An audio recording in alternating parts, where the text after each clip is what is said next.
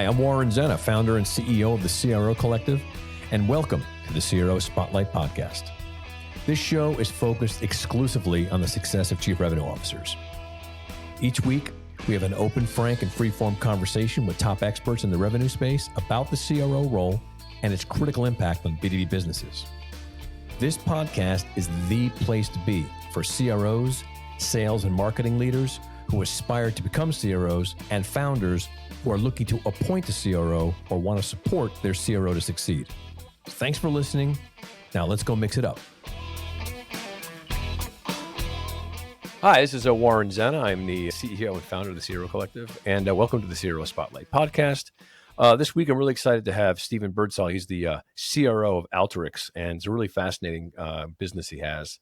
And we had a really interesting conversation about technology and product development, particularly in the way AI can be leveraged, not only in the product side, but in the operations side. And it's also interesting to get insights from him on a company that's complex and a big, huge leadership change. So it was a great conversation. Listen in and enjoy. What is going on? What's happening where you are, and what are you working on right now? Wow. A lot. So, okay, great. As any CRO would tell you. So, Alteryx was a public company, went private last year, at the beginning of last year, and was largely, run by one of the partners at Insight Partners. Okay, got it. And we were bought by Insight and Clearlake at the beginning of last year, $4.4 billion, which was only 4.5x our revenue. So great in terms of that side. And they spent the year doing, the normal things of taking cost out of the business and kind of right-sizing it and get it back to, where we had kind of acceptable margins. And then from there, at the end of December, we hired a new CEO. About 4 weeks later, I was hired. The CFO started a week later. Then our chief product officer, then chief, marketing officer, chief, the CTO, the technology engineering. So we went through a lot, in terms of leadership change. So over the last 6 months, we've all just started kind of working together. Some of us have worked with each other at different companies, but largely the entire C-suite was moved out and then brought in new. So that's created an incredible opportunity for us to be able to gel together, to redefine, our product roadmap, redefine our go-to-market strategy. Think about, all the things in the go-to-market that you'd want to change. And it was a natural time for us to come in and do that. So that was fantastic. And then it's just, continued to morph from there. AI and our ability to build upon, the value of AI, both in terms of efficiencies, sales and go-to-market efficiencies that come from that. But also just, new revenue opportunities and the way we think about our product portfolio, it expands into that as well. So just a lot of great things that are going on. It's really, a transformational journey for the company, but we have 8,500 customers, about 700,000 active users in our community. So, there's a lot of, great opportunity that draws from having a good install base, NPS scores in the 60s. So our customers appear to love us, which is great. And with 700,000, community members, not all of those are paying customers. A lot of them are just people that are using Alteryx in some other way, or they know Alteryx, and they're actively talking about best practices and other things that they're doing, with each other. So I feel really good about the positive nature of the relationship we have with our customers, the benefits to that, obviously on the revenue side, in renewals, all the way through, the ability to expand using AI, building agents, leveraging Alteryx, in our workflows that were built. I think there's, about 500 million workflows that were built with automations that are run every year. One customer I know, a large airline, has 28 million workflows. So plenty of opportunity to continue to kind of leverage the install base and build upon the great assets that we have. So yeah, lots going on. Yeah, it's amazing. It's a great story. So why don't you just give a little background on Alteryx and your market and who you serve and the product commercialization model, et cetera. Now you're a plus $1 billion company. So this is an interesting conversation because I typically speak to people who are CROs at companies sub 500 million or even sub 150 million, not for by design, just typically kind of like where I sit a lot. But the issues and stuff you just mentioned about all that complexity is really great stuff to talk about. So I'd love to hear a bit more about your business and all those aspects of it. Yeah. So Alteryx is, we're about $1 billion in revenue, 8,500 customers. As I mentioned, 700,000 users on our community, several hundred thousand paid, licensed customers. So it was started 27 years ago in Southern California, and the founders had basically a consulting business where they were working on geospatial, engineering. So working with retailers to identify locations of where to, do site selection, things like that. Anything regarding, taking Esri data and then transforming it into, something that's usable for a specific kind of vertical. So that's where they started. That's Alteryx from a, geospatial standpoint. So that's how it started. And what happened was they started building these really cool tools and software that help support the consulting business. And then one of our customers said, wait a minute, what is that? Like, I want that. And so that's what started the software business. And then it's just kind of grown and evolved from there. We went from 100 million to $1 billion pretty quick. I mean, it was a pretty fast ride to $1 billion. And now it's a matter of how do we scale from $1 billion to $2 billion and then beyond.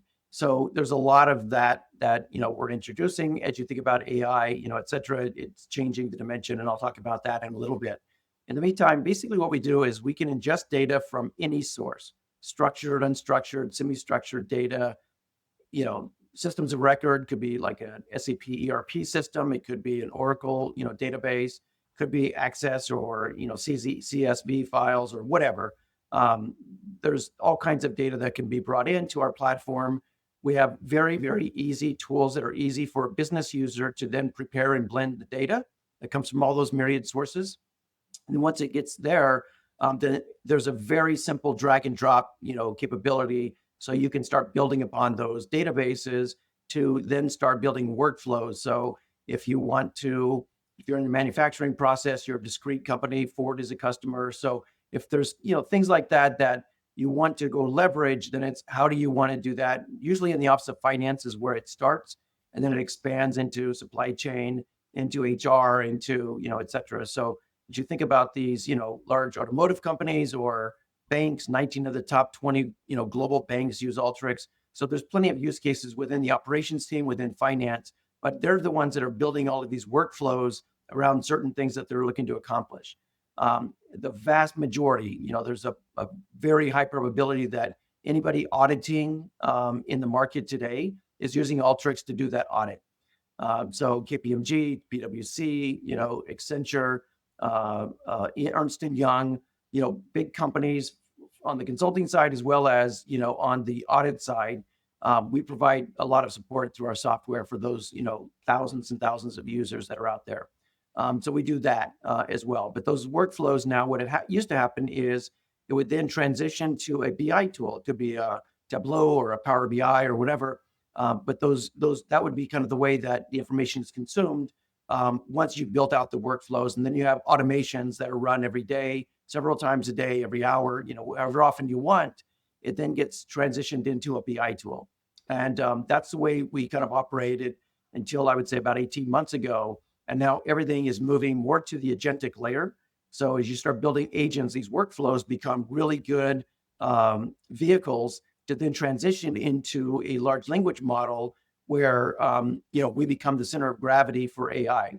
So one of the biggest problems or the most intractable problems in the market today is how do I take the data that I want to use for a large language model, but have the appropriate guidance, governance, compliance, access controls, security, PII, the personally identifiable information, GDPR, whatever business policies you have, that has to be brought into that same kind of workflow and then applied so that when you're taking your large language model, you're bringing it into that same canvas, making it very easy to consume. So rather than pushing it out to a BI tool, it's now consumed in a large language model with the appropriate, we have automated insights and other things that we have that are tools that are built for that.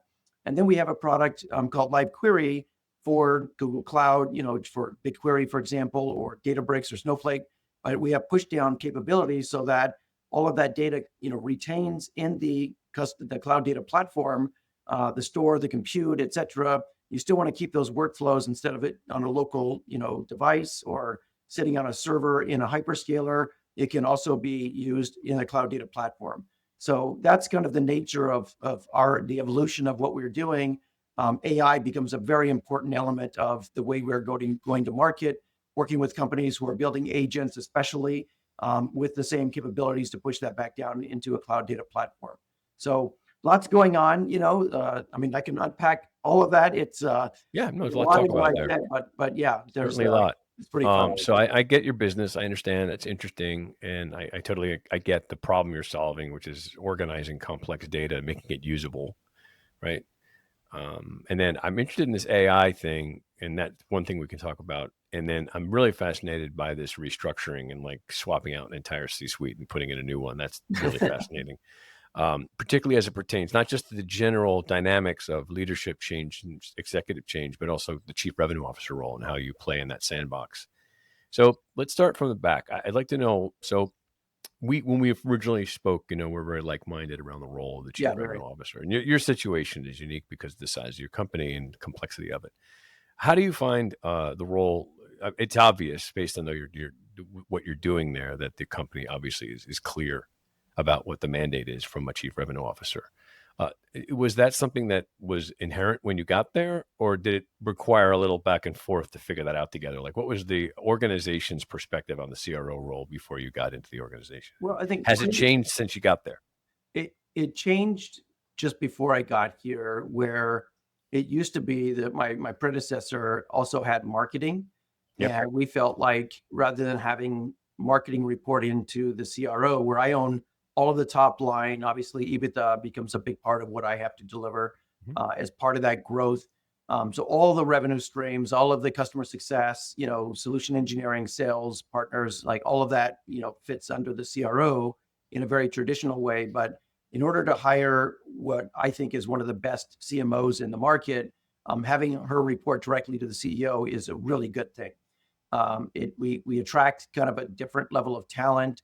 And it's somebody that our CEO, Andy McMillan, has worked with before. So having that relationship is really important as well. So the CMO, Andy worked with, the CFO, Andy worked with at user testing when he was CEO there and took them public. So there's a few people that have worked together. The chief product officer, myself, the CTO, did not work with Andy. So I like the fact that we've got a good, solid mix of people. I've not come into a company where the entire C-suite is new like this. So just the fact that, are you going to gel? Do you have the right mindset? How is the culture with everybody? And it's incredible. I don't know how they did it, but we all get along so well. It's almost like we've been working together for a decade. And so I love that about it. I think a lot of it has to do with Andy and the way his leadership style is. From a CRO, he's a product guy and very deep into the product, which I love. And so my job as a CRO, he hired me, trust me to go, run the revenue of the company. And that makes my life a lot easier as well. Neither of us are trying to do each other's job, which is awesome.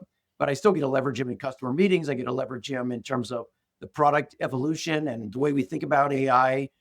He's very, thoughtful in the way that he lets me introduce, as I love to experiment with different ideas, especially around AI.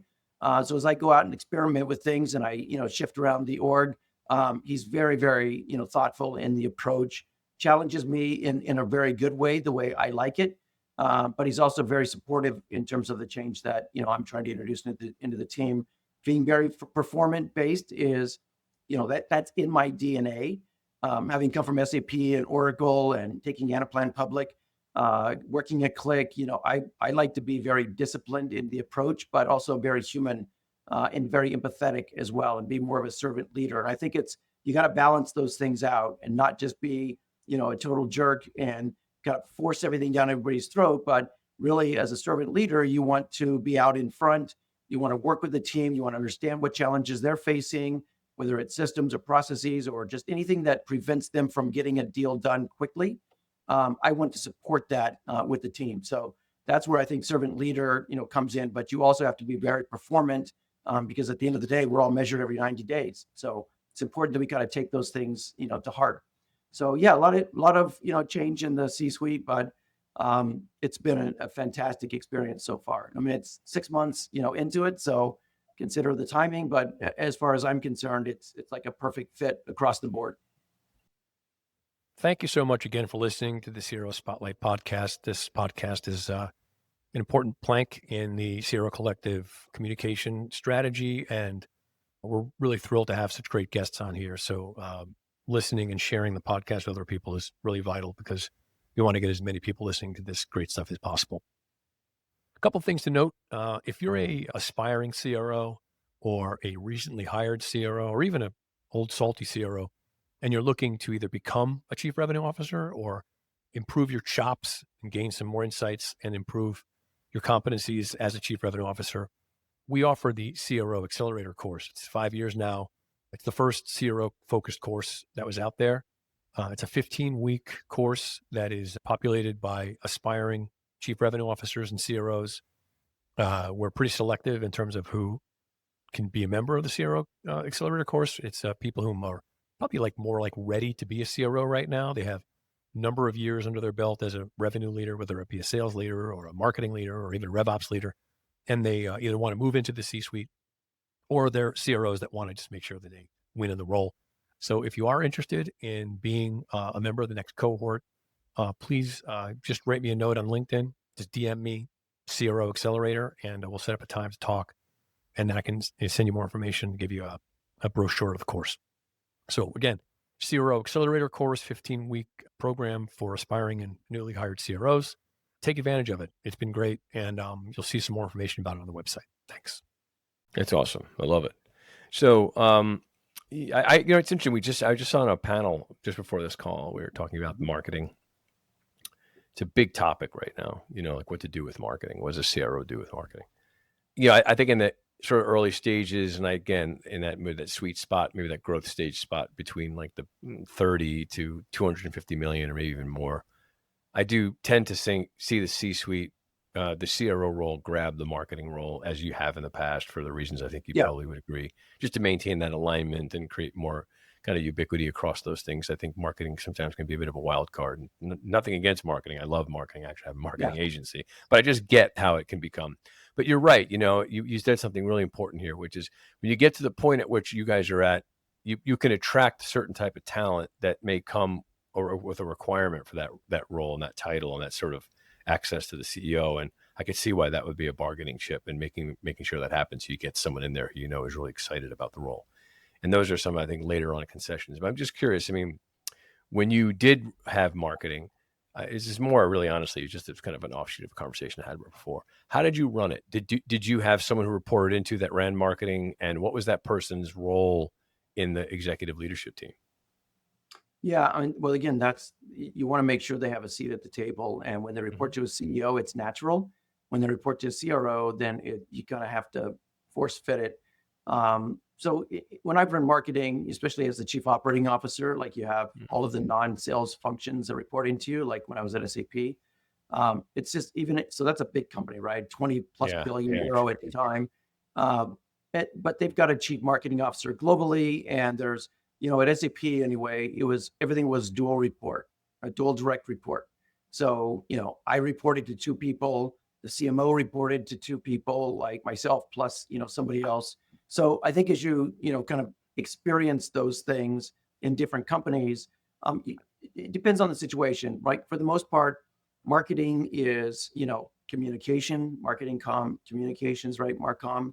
You have your kind of field marketing team, which is all about pipeline and, pipeline generation and programs and, those kind of things. You're investing in technology, like things like that. You have brand. So you have to, think about your brand. What are you doing to develop, your brand? But there's a brand voice and brand recognition and all these other measures that you want to put in place. And then you have marketing operations, which is in many cases where you get spillage, where I can have a business operations team that supports sales, customer success, marketing, partners. Like you can have ops as a horizontal function that supports all of the different teams, but they need to be dedicated to that particular function. So I think in those cases, The challenge that a CRO has is mostly what you care about is pipeline. Like you're just very focused because you're very sales and revenue generating. You're focused on pipeline build, and like that becomes a kind of center of gravity for you from that standpoint. When the reality is they need to be thinking about marketing operations and brand and marketing communications and all the other parts of it. And I think that gets lost if it's reporting to a CRO, because I don't think you would have as professional a CMO organization as you would if they were reporting into a CEO. You're at a different point of maturity, a different point of scale. And so it's important to kind of know whether or not it makes sense. For me personally, I am anti-hierarchy. Like I really don't care. If it reports to me, great. If it doesn't report to me, I don't care. I really don't. Trust me, I will leverage marketing to the hilt, regardless of where it reports. Like it's a really important partnership, either reporting line. Like I don't care about reporting lines. I don't care about hierarchy. I don't care how many teams reporting to me. I'm approaching 1,000 people on my team. So I had marketing and now it's like 1,050 or something, 75. I have no vested interest in trying to expand the number of people I have. I just want people to be successful in the role that they're in. And so that's why I really don't care about, reporting lines and things like that. I really am, kind of more agnostic that way. I can see the benefit of both, so, if it makes more sense to have report to the CEO, then great, then it should report to the CEO. Yeah, I get it. And I see your point. I certainly love the idea of just hiring great people and just letting them do their thing. If they're good at what they do and I trust them, and they should be able to know how to do it. And there also is that sort of orchestration and coordination that the CRO has to bring to the table to make sure that everyone's on the same page and that they're even within their own functions and their brilliance are doing things that are consistent with the larger strategy. So how do you do that? How did you build out that consistency so that you give people that level of freedom to do their job, but also keeping clear that everyone's running from the same rhythm? I think there's a few things. One is, focus in the areas that I know best. So demand generation. So the head of demand generation is a senior vice president. She's awesome. We just hired her from a competitor, which is great. But she's really, really good. So I love the fact that we have, the domain knowledge on, very focused on demand gen and pipeline building and aligning with, the rest of my team on initiatives that we want to put out, an employee. So I think there's, goodness there. So partnering with her is a very, very easy thing. Her name is Ren, and she's fantastic. So I love the fact that we can partner together. We can kind of work closely together. But on the branding side, like I don't need to spend my time on branding. Our CMO does a great job at that. So, in the areas of interest for me, communications, thinking about Marcom or thinking about demand gen, marketing operations, like I definitely have a vested interest in those things. A little bit less when it comes to, branding and brand awareness and things like that. So I like the fact that I just kind of pick my functions that I want to align to more closely and make sure that they're kind of focused on the right things from my perspective. And so it's an easy partnership, to employ. But anyway, yeah, it makes it very easy that way. Again, I think as long as you're kind of not hierarchical and wanting to usurp more of, the other teams, then it doesn't really matter. I want to be successful. They want to be successful. So I don't care about reporting lines. Thanks again for listening to the CRO Spotlight podcast. We're excited about all the great guests we have. And more importantly, we're excited mostly about you for being avid listeners and supporting the work that we do here. Feel free, please, to share the CRO Spotlight podcast with any of your colleagues. We just think there's a great wealth of information here and want to get the word out to as many people as possible. And your support of the show is really appreciated. I wanted to share information about a program that we offer called the CRO Masters Council. The CRO Masters Council is a bi-monthly group of 6 seasoned chief revenue officers who are looking for a chief revenue officer board of directors, so to speak, that they could share what's going on with them, collaborate with ideas, get some feedback on what's going on in their current role. And these are great conversations. I facilitate them. The CRO Masters Councils, again, they're twice a month, and they last for at least 6 months to a year. So if you're interested in having your own CRO suite, your own board of directors of chief revenue officers, it's a private, confidential conversation that we have. It's infinitely useful. Imagine having a room full of other chief revenue officers you can talk to and say, hey, I'm working on this, or have you guys figured that out? Or I'm having this issue right now with my business or my results. these are just invaluable conversations with chief revenue officers. Chief revenue officers have a very, very unique role. It's a very lonely job, and only other CROs understand what you're going through. So that's why we created this program. So if you're interested in being a member of the next CRO Masters Council, which we have a number of them being put together right now, just go to my LinkedIn and DM me Masters or Masters Council, and I'll follow up with you and set up a call or send you some more information about it. Looking forward to seeing you there, and thank you. Gotcha. So you mentioned now that you have productized AI, and it sounds like it's become a big part of the way that your product teams are kind of rethinking the way that your products work. Are you Yeah. operationalizing AI within your own go-to-market organization? And if so, how are you doing it? Yeah, it's a great question because it's very near and dear to my heart right now. Of how do I continue to see growth in the business and continue to see that going forward, while at the same time not growing my OpEx at the same rate. Like ideally, it should be half to a quarter of the rate. Ideally, about a quarter of the rate of growth in OpEx to your overall growth. As a business, if you're growing at 25%, then you should see, I don't know, 8%. 5% growth on the OpEx side. That requires you to be very efficient, right? So your sales efficiency metrics become really, really important. I think that there's plenty of ways that you can become more efficient. There's just, again, in a performant culture, you want to make sure that if people have been here for a couple of years and not successful, then maybe sales is not the right place for them to be. Maybe they can be in more of a biz dev role, or they can be in like some other part of the organization. But I think you have to kind of weigh that out. And then I think there's tools that I can introduce, like I'm introducing a tool now, or I'm experimenting with a tool that allows you to basically create a 3-dimensional GPT in a way where it seems very human-like, but it's not just, it's not just answering questions that are kind of broad in the public ether. It's actually specific to your company data. So as I build out, for example, use case libraries of all the different use cases, thousands and thousands of use cases that are out there and across each of the functional areas, different lines of business or different industries. I want to train on that. And I want to train on it. I want to bring it into a call. So if I can have my absolute best of the best sales rep, or the best SDR, or the best SE, or the best technical account manager on a call, that can be leveraged immediately. So if a customer asks a question, you get an immediate response because it's trained on all of your corporate data. And it feels 3-dimensional. It feels like another person on the call, with a name. You get a ton of value from that. So the more success you start to see in messaging and what's resonating and what's working, or when you have a very technical dialogue, you want to immediately be able to leverage that. And so we're testing, a solution right now that gives us all of that. And it works so perfectly with Alteryx in building the workflows. And like I said, use case, things like that. So experimenting with the new things around AI that does that. And then the third is our product itself. Like as we think about this incredible canvas that we have for business users to build, upon these workflows, and then be able to leverage AI, like a new GPT that comes into that. Our product should be, Alteryx Designer is the product, Designer for Databricks, or Designer for BigQuery, or Designer for Snowflake, Designer for whatever. So you got to bring those tools, or a subset of those tools, into your canvas to make it very easy to leverage that in the right, push down into a cloud data platform. And like I said, could be BigQuery, doing things like that. So those are all really, really important to us as we think about that business user with hundreds of thousands of people that are, active users on our platform in our community, as well as licensed, to work with us. That's a huge advantage for us, a good competitive advantage, because it's so easy to do that.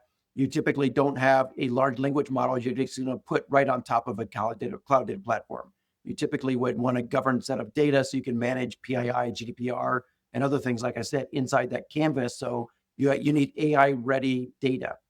AI-ready data means it's for an agent, it's for a GPT, whatever it is, but you've got a subset that has gone through the governance model with the appropriate traceability, the access controls, the GDPR and the PII, the business data for the analyst.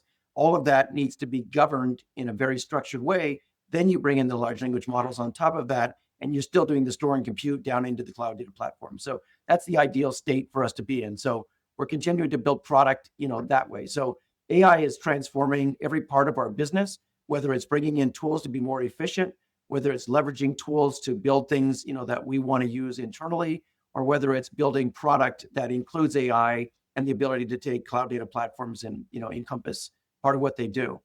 The last thing I would say with that, because it's a great question, and it is near and dear to my heart. Yeah. Take one use case as an example. Think of an SDR, right? Today they would get an SEO lead that comes in, somebody downloaded, hey, Warren came in and downloaded a white paper on X, whatever it is.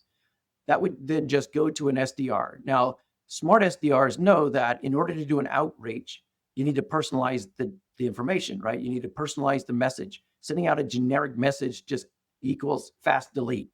So how do I make relevant information for an SDR? Well, typically what they do is they look at Warren Zenna, they go out to LinkedIn, they look at your background, they look at your experience, look at the companies you work for, try to find things that are relevant to the message to bring that together.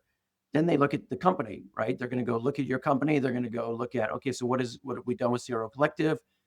What's in the pipeline? What's in Salesforce? What's in Marketo? What's in 6 Sense, Optimizely? Are they in the forecast? I'm looking at Clary. So all these different systems, they're going to go out and they're going to look at the information. Then they're going to scrape the web. They're going to go out and look at, is there an annual report? Is it public company or private? What do I know about? What's been publicized? So they go sift through all that public information, annual report, 10K, 8Q, whatever it is, but they're out looking for that information. And then they start to pull all that together and they, industrialize it, personalize it, and then they hit send, right? They're going to go back and check GDPR to make sure they can send something that it's, PII and everything else is taken out. That process could take days, even a couple of weeks sometimes. Like, you got to do your homework to be more effective in your outreach. Now, I can tell you that the moment that somebody downloads a white paper, every minute that goes by, that information becomes stale. That lead becomes stale. So if it takes you a week to go back or 2 weeks to go back and get back in touch with them, you kind of lost their interest more than likely. They forgot why they went in to get it in the first place. If you do it in the first hour, well, now you're actually applying, a better logic. So what did we do? We took and built a workflow to make it very easy for an SDR so that when somebody comes in with an SEO, it automatically goes to all these systems. It goes to all the public information. It goes to, Marketo and Optimizely and 6 Sense and Zoom Info and SalesLoft and right? Salesforce, et cetera. It pulls all that together and it customizes through Gen AI an email for you to send. So now you're an SDR, you wake up in the morning, you go to your inbox, there's 15 messages, all personalized, ready to go, right? Somebody came in overnight and they downloaded the information. And now the next morning, they're getting an email that's very personalized with all the information that aligns to their company, them as an individual, the focus of the CEO and what their initiatives are. And it's all personalized and ready to go. Like, to me, we call it our Rev IQ. But to me, that's adding significant value, making SDRs more productive, giving them the ability to, get constructive immediately with a customer or a prospect. And those are things that are making the difference. Like, that's how you drive AI into an organization. Again, we get to leverage Alteryx, which is great. But regardless, there's plenty of our customers that can go use AI, use Alteryx to go do that, on their own. And I'll tell you a funny story. I was talking to one of the revenue leaders at another big software company that uses Alteryx, and I was telling him about this use case, and he goes, "That's incredible." He goes, "Our team actually just built that." And I'm like, "Really?" Like, I thought that we were unique. I thought this is something special. And so I'm like, I got to go, find out. So I waited for a little while and I went back to him and I said, "I really want to learn how you guys, did this." Well, come to find out, they actually used Alteryx to do it. They did the exact same thing we did. So it was like awesome. Like, it was really cool to see that we're not going to be the only bastion of good ideas, but it's great to see customers that are leveraging, AI and Alteryx in the same way. So That's great. Really good example. Very cool. Yeah, I mean, I'm big on it and doing a lot more work now and working with CROs to become more AI ready. When they get into the organizations, they come in with an AI strategy and they know how to kind of operationalize these tools. Because a lot of it, as you know, some of it makes some promises you can't keep. You really have to play around with things. So it's always good to get feedback from people where it's working in the operation so that you can replicate that stuff. And I think I've heard some similar stories to the one you're talking about. So I'm curious, you mentioned things like, SDRs and your sales organization, et cetera. What role, like when you're out doing plays in your organization, trying to go get new customers, what role does the relationship with the buyer, the actual relationship with the buyer, play? Is that, I mean, are you able to circumvent, instances where you don't have a relationship pretty successfully? Or if you had relationships with people, how would you leverage them? And I ask this question because what's happened, as you know, today more than ever, is we're so distant from the people we're selling to now. I mean, we're like, 17 layers Yeah, away from the people we're talking to. It's like you're saying, we're having all these tools talk on our behalf. We're not even yeah. really actually having conversations with anybody. But when we do have conversations, it can become really impactful. But a lot of people are sort of not, like, they've lost that. I'm curious to know, do you have an effort in place where relationship development and relationship building is baked into your operation? And if so, I'm curious how you do that as a CRO across your organization. Yeah, like I mentioned, the one tool that I'm really excited about that we're just starting to experiment with is this AI agent that has a persona. She has the same kind of look. She's an expert in everything though, because she's trained on all of our information. She's trained on to go to market, on our ICP, on the messaging that we want to use. So she is like your best sales rep, your best SDR, your best whatever, and sits on the website, right? So now Hmm. you can go, or you will be able to go to Alteryx.com, and you'll have it be the ability to interact with what looks like a human being, but with incredible amounts of knowledge, always putting the best message, forward. And it's constantly iterating, right? The message that resonates continues to, you kind of learn on that same Yep. model. To me, that's an incredible opportunity for us to have something that's sitting on the website, engaging with customers and prospects, always feeding them the best information. You're not having to go hunt and peck, all the different products and what does this do? What does that do? She'll just answer the questions and Hmm. interact with you. And ultimately, I see it kind of using it for the technical account management as well, the TAM, because somebody is coming in and they want to be able to say, I'm having a problem with this workflow. I don't know how to do X, Y, Z. And this tool actually will allow you to be able to do that. It'll actually answer your technical questions. It'll be able to ultimately see your screen and tell you kind of, here's how you point and click to solve that problem. So if I can do all that in a very digital way, always knowing that I'm going to give the right answer every single time, I'm not relying on, whatever the skill set is of the individual, it's the skill set of the AI agent. Like that becomes a huge advantage technically, functionally, sales oriented, however I want to use her. And so we call her Annie, Hmm. Alteryx Annie, but that's Gotcha. the idea. So I think that's just it's so cool to see new technologies like that coming to market and being able to leverage them in ways that we never would have thought of even a year or two ago. And now all of a sudden, like I'm going all in. So I Mhm. think there's ways that we can leverage technology in a totally different way. And you need to embrace that. Like we're $1 billion business, but why can't I be as entrepreneurial as somebody who's a $10 million company who wants to kind of do the 100%. same thing? 100%. So that's Yes. the way I think about it. How about Yeah. how do you do revenue insights? How are you measuring all the data in your go-to-market systems and being able to know, for example, deal flow, deal success, what customers are closing, why, how long it takes to get a customer, who you're losing, what your win-loss rates are, and why? Well, how do you measure all that stuff? Well, that's a great question. So I believe in sales efficiency metrics. I believe in, testing your ICP. The persona that we sell to that, we've always sold to in the past has been the business user. So the business analyst, and whether in supply chain or in finance or sales or marketing, whatever, like that's been our persona that we've sold to. It hasn't been an IT sell. And so now, given all of the cloud data platforms and the advancements they're making, how they're all trying to take and create as much as they can a single data model. It's never going to be a single data model because you're always going to have some local data that's in an Excel file. You're always going to have some data that sits outside of it. And you might even have two different cloud data platforms. So you need to be able to connect all of those things together, which we do in a very seamless way, but it's built for the business user.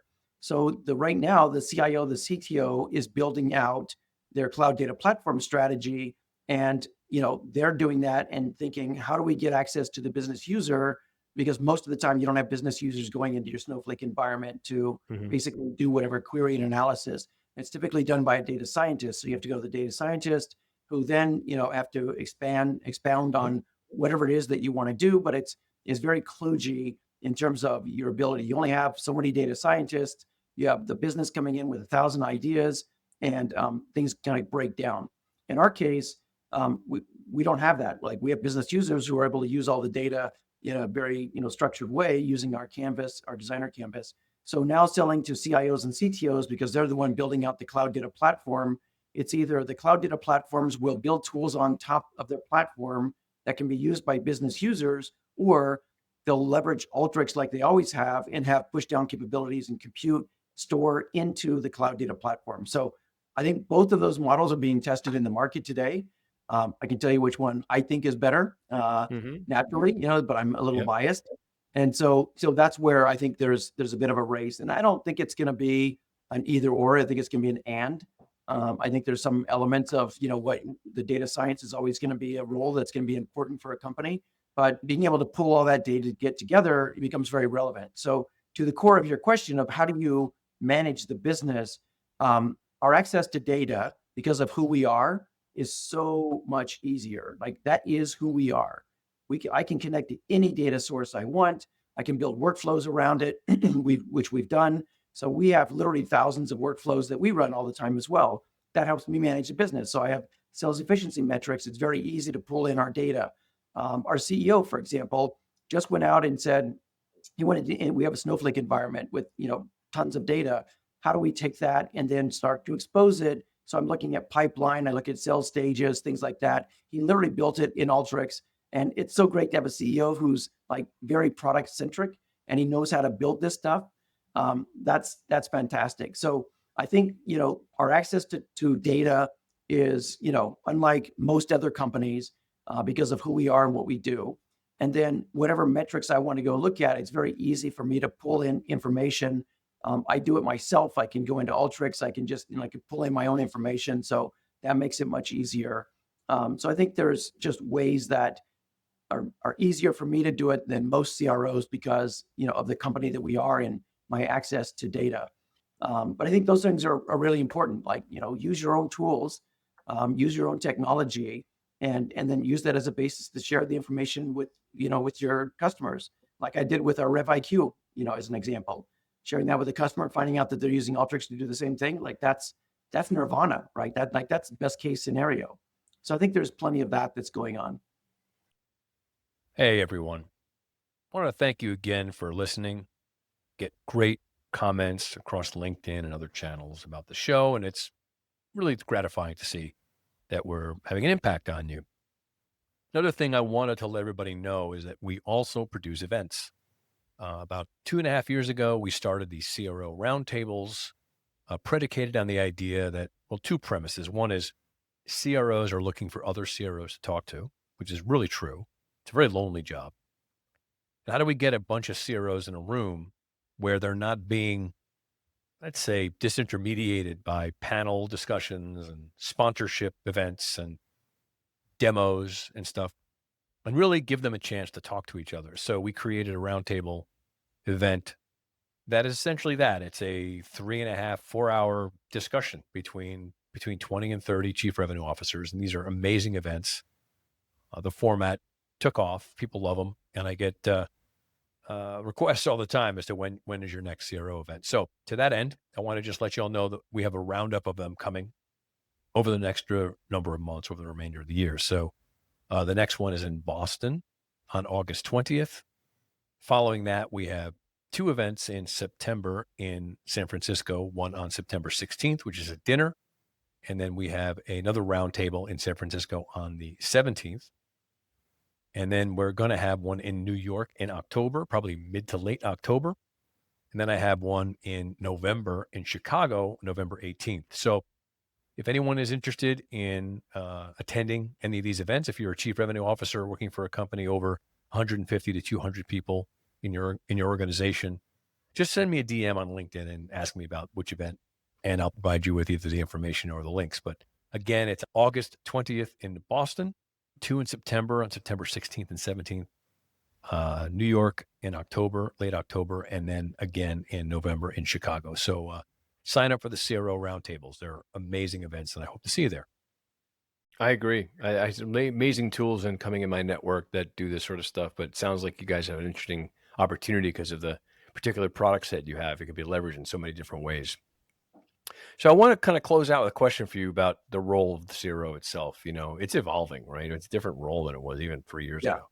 If you were to like think about the role today and you were talking to an up and coming CRO, someone who is at like a 50 or $60 million company and they're a CRO and they're looking to maybe expand, what would you say are the sort of like let's say the characteristic qualities and competencies that make up a really good CRO for today?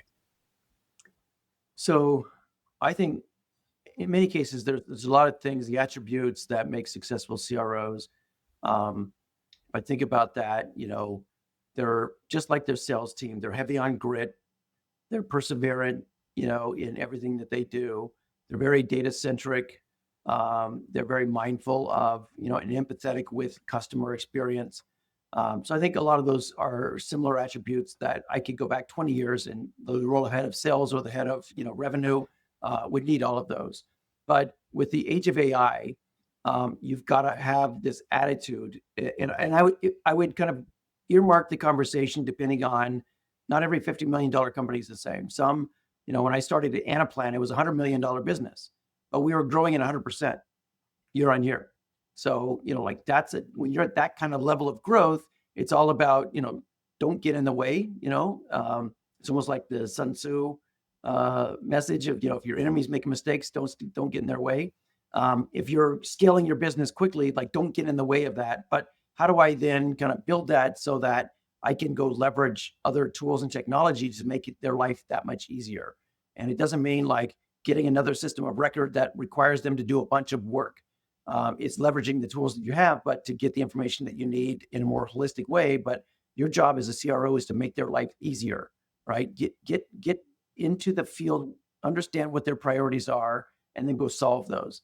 And so, depending on what level of scale you're at, whether it's 50 or 100 or 500 million, a billion, 5 billion, we all have to figure out what our sales teams need and knock down the roadblocks that are preventing them from getting that.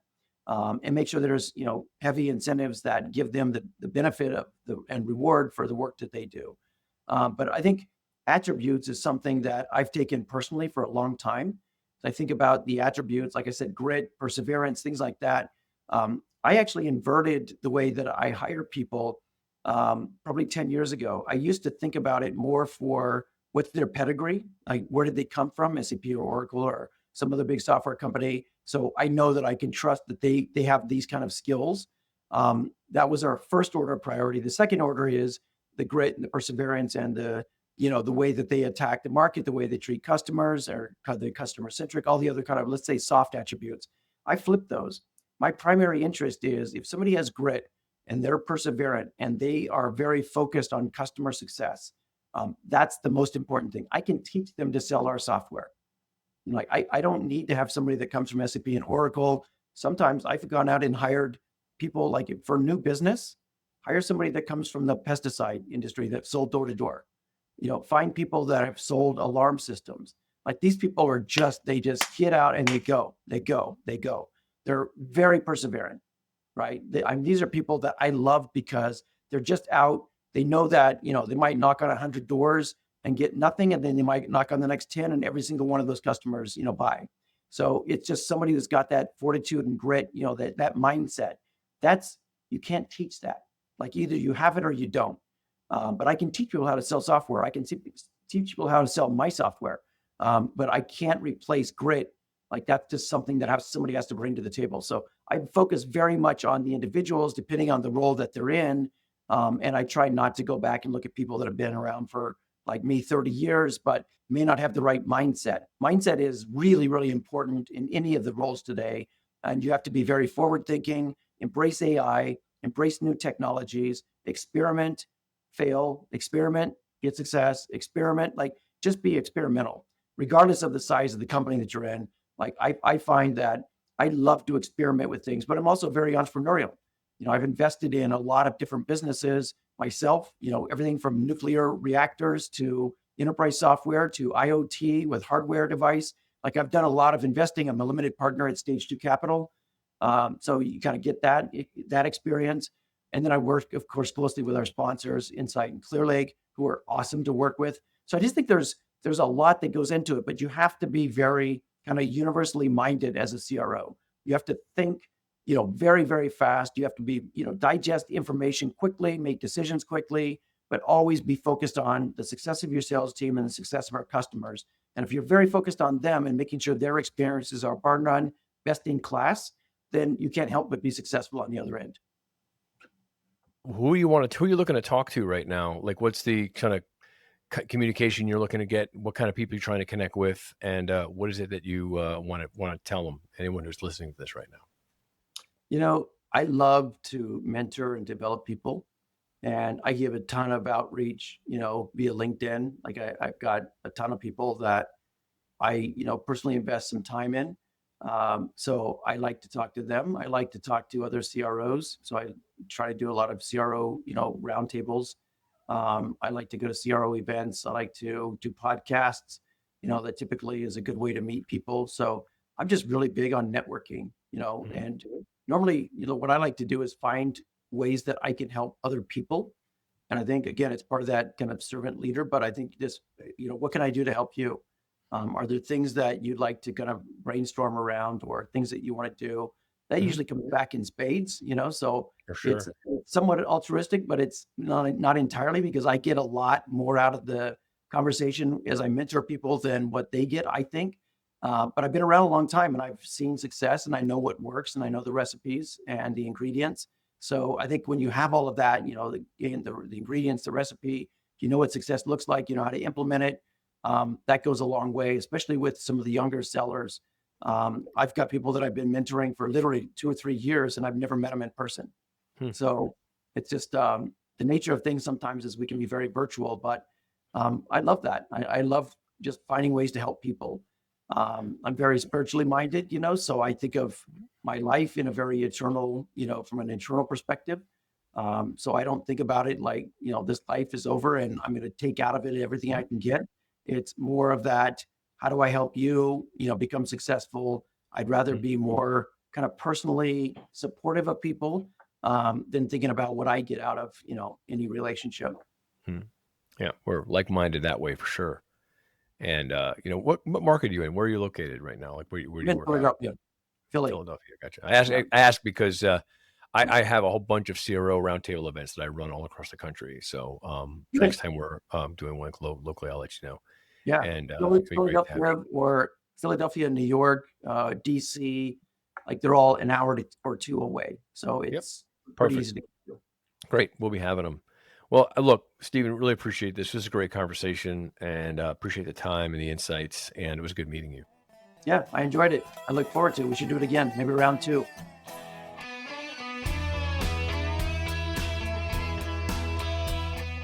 Thank you for listening to the CRO Spotlight podcast. The CRO Collective's mission is to help CROs succeed and help founders and CEOs build CRO-ready organizations. You can find out more information about our services at thecrocollective.com. That's thecrocollective.com. And we look forward to having you join us next time.